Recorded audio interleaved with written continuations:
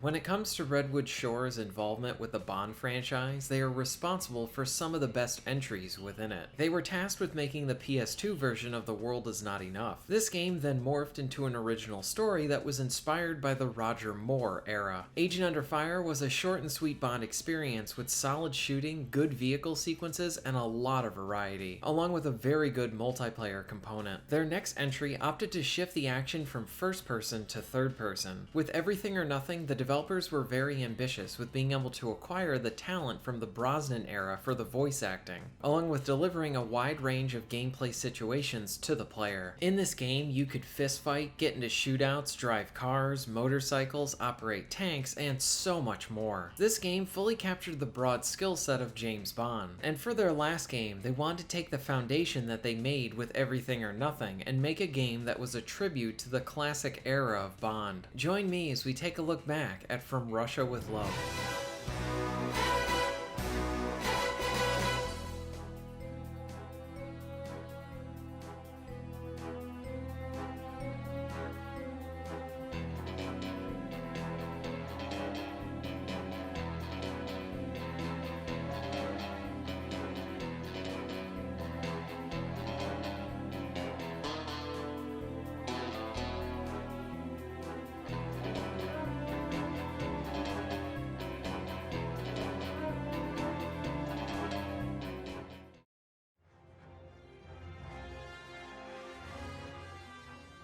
After completing Everything or Nothing and shifting gameplay from first person to third person, Redwood Shores had a bit of a passion project that they wanted to make within the Bond franchise. The team loved the very first era of Bond, and they wanted to explore this period within a video game. This would be a way for the studio to pay tribute to this era, but they did not want to pursue this project unless they could get Sean Connery to provide his voice. Sean Connery was very interested in the project and enthusiastic to work within another medium on one of his most famous characters, and so the development of From Russia with Love began. Connery not only provided his voice and likeness to the game, but he collaborated with the writers for the lines said by him in the game as well. The plan was to use mechanics from Everything or Nothing as a base for their new game. This meant that From Russia with Love was going to be played from the third-person perspective. As such, the lock-on aiming would be returning for the shooting. The studio wanted to take this a step further since Bond is known as an expert marksman. They wanted to enhance this area for the players. This resulted in the game creating the focus zoom system, which allowed the player to pinpoint shoot specific areas of the enemy's body. Stealth was going to make a return, and while these elements would not be forced upon the player, the goal of the game was to encourage players to think like Bond and then act stealthily. The developers were very interested in using the jetpack from Thunderball and providing that as a tool to the player to use. This would allow for vertical gameplay. The developers looked to other games that used jetpacks as an inspiration on how to implement it in their game, and then eventually dropped that approach and built the system from the ground up. Driving was going to be returning as well and let players use those classic cars. From a story perspective, From Russia with Love was going to be the focus of the game, but the developers were going to take elements from other Bond films along with expanding on levels and missions presented within the film. The developers wanted to provide some customization with light RPG mechanics through bettering Bond's equipment and weapons over the course of the campaign. From Russia with Love was a sort of dream project for the developers. They were able to work with the original James Bond on adapting a classic Bond film. In November 2005, From Russia with Love was released to the world.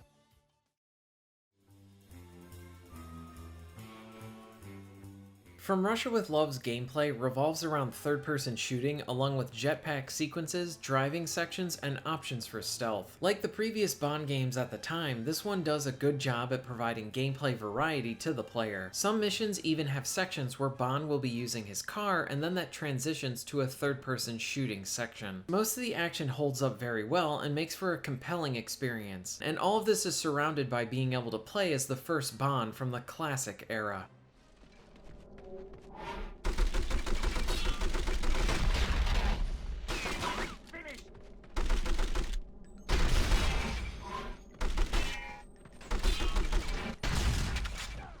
From Russia with Love operates very similar to Everything or Nothing. You control Bond from a third-person perspective. The aiming is done with the use of a lock-on mechanic. The shooting feels a bit tighter compared to Everything or Nothing. There are situations where the lock-on will not initially target the person you want to specifically target, but 95% of the time it works as it should. This game expands this area a bit more by allowing players to zoom in further to a locked-in enemy and then shoot specific spots on them. Enemies will have different circles on them that you can target within this expanded zoom. The one on the chest usually means if you hit the enemy here, you will stun them or disarm them for a bit. The most fun of these are when you can cause the enemy to instantly die. Some enemies have grenades on their hip and you can shoot these that causes the grenades to drop and then blow up. In some cases, this will hit many foes at once. Rocket soldiers have their rockets on their back that you can aim at and then shoot to kill them instantly. For heavy units, you can use the extended zoom as a means to shoot off their protective armor plate. I really love this simple mechanic. It allows for a version of the manual aiming mixed with the auto aim. Plus this allows for some great on-the-fly Bond type moments that put the player right in the shoes of the character. Bond would take advantage of an opportunity to hit a grenade to hit many enemies at once. This allows you to be efficient and pull off some fun yet Bond type moves throughout the entire game. Cover does make a return as well. You can hug different walls for protection along with crouching behind any waist-high areas. One nice feature is how you can kick over desks to provide you with some cover. The cover provides you with options while in each of the firefights and allows you to easily transition from running and gunning to going for a more conservative approach. When it comes to the guns, there are a decent amount to use. You have a few different pistols, an SMG, a rifle, a sniper, a shotgun, a rocket launcher, and a few others. The weapons generally feel good to fire with some nice reactions and deaths from your enemies. The gun sounds are a bit mixed, with some sounding a bit weak and others sounding appropriately strong, while others are just a bit weird. Bond's PP7 sounds like a laser gun, which doesn't really fit the setting, but I also love the sound. The game has a few different enemies to keep things interesting. You have regular soldiers, shotgunners, grenadiers, jetpack soldiers, heavies, and a few others. Overall, the third-person shooting is solid and very enjoyable.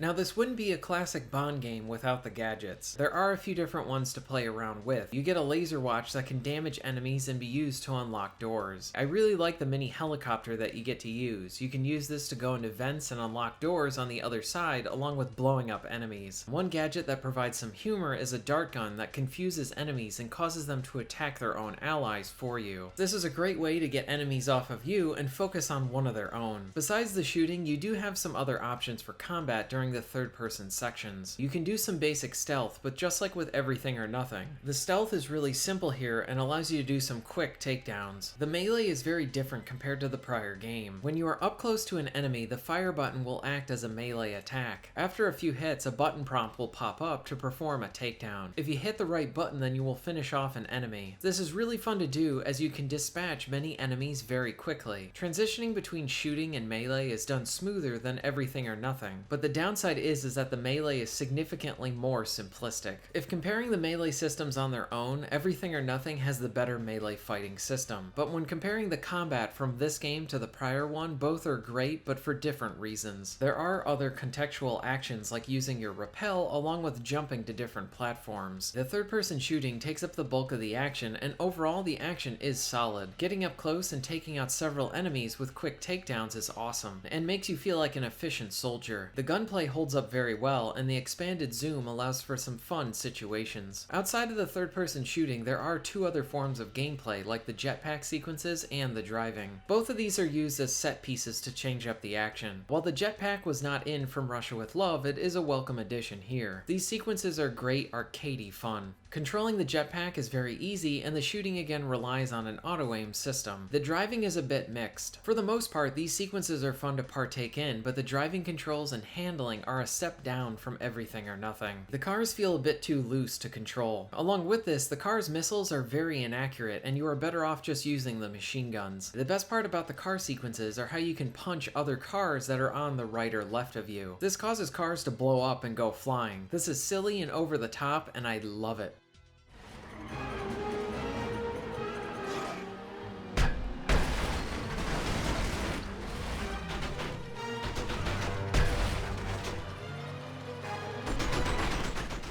The levels provide a good amount of variety. There will be levels that feature different gameplay situations that helps to keep the action fresh. For example, the first car level has you enjoying some car action and then transitions to an on-foot shooting section. Another starts you out with some rail shooting, then transitions to a third-person action sequence, and then bookends the level with a jetpack sequence. A good amount of the levels bop back and forth between different gameplay sequences. This fits the character and the variety is most appreciated. Along with this are levels that are more focused on linear action and ones that provide you with a space to go about your objectives in, and you are free to complete those in any order you see fit. The level objectives range from killing enemies, protecting allies, disarming bombs, and rescuing people. As you complete levels, you will be assessed on your performance. Based on your performance, you will earn research points, and you can also find these hidden in each of the levels. You can use these points as a means to upgrade your weapons and gadgets. You can improve your ammo capacity, fire rate, and how much armor you have, along with other options. It is a simple yet enjoyable upgrade system. There are some boss fights thrown in as well to help change up the action. For the most part, these encounters are fun to do whether you are fighting a helicopter or one of the main villains. In addition, you will unlock bonus single-player missions for your progress. These are not focused on the main narrative, but provide good gameplay distractions, and it's just more From Russia with Love gameplay, so they are good. One thing to make note of is how From Russia with Love does feel like a game that is smaller in scope for what gameplay is provided, especially compared to Everything or Nothing. While the options are a bit less in this entry, what gameplay is provided is very good. The third-person shooting feels tighter. I really like the upgrade system and the jetpack sequences. The levels provide multiple forms of gameplay from driving to third-person shooting, and all are really well done. There are some minor hiccups, like driving not being as tight as it was during the prior Bond games, along with rail shooting aiming feeling way too loose, and a final driving level that feels like it was added in to pad out the game. There are some flaws, but the game is still a great Bond experience.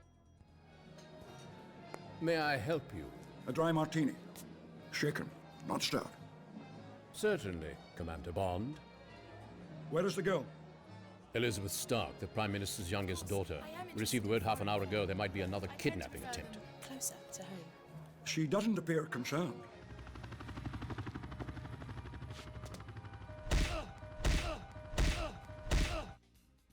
When it comes to the story, I really enjoyed this one as well. It is really impressive that the developers were able to get Sean Connery to play Bond one more time. One thing that did annoy me from the game's media at the time when this was released was how critics marked the game down because Sean Connery sounded older. I thought this was one of the stupidest things I have seen from the game's media. While yes, Sean Connery does sound different than when he first played Bond, I would rather have him voicing the character over a sound-alike any day of the week. There is something extra special with hearing Sean Connery in the role again, and it fits with what the developers were trying to do with this game. Pay tribute to the very first era of Bond. The story of From Russia with Love is used as a framework for the game. This means that there are parts that are added to the story or elements from other Connery films into this game as well. I really like how we got to use the jetpack from Thunderball in many sequences. All of these additions make this game feel less like a movie tie-in game for From Russia with Love, and more of a game that just pays tribute to this era. A small but appreciated addition is how there is a level in the Q Lab and acts as a sort of training sequence. It was really cool to be able to play in this space that is featured a bunch in the films. I loved having Connery back in the role, and it really made the game very special from a presentation standpoint. My only big flaw with the game is the lack of a co-op mode from Everything or Nothing and bot options for the multiplayer. I would have loved to see the developers refine their co-op mode that they attempted in Everything or Nothing, but here it's just dropped. The PSP version does include bots for the multiplayer, which is a nice plus, but this is not seen in the console versions. Overall, I love this game, and it's a very special entry within this series, as this game really captured the classic era of Bond. And at the time, it didn't seem like this was going to be the type of game that anyone would want to tackle by going back to this prior era, but I am so happy they made this game.